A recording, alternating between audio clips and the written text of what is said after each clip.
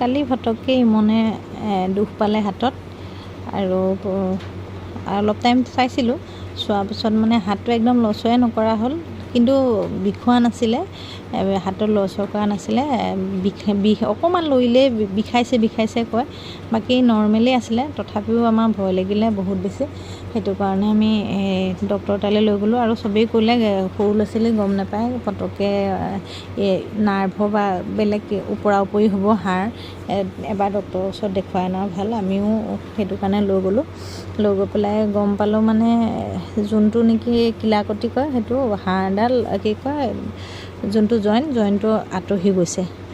সেইটো কাৰণে দেখাত তাক নকয় দেই জইণ্টটো যে এটা আঁতৰি গ'ল, কিন্তু সেইটো কাৰণে সেই হাতটো লৰোৱা নাছিলে।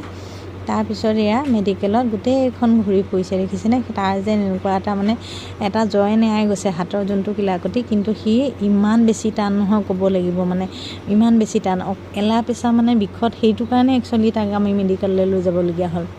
মানে সি বহুত বেছি টান, সহজে সি মানে যিকোনো বিষ অনুভৱেই কৰিবলৈ নিদিয়ে।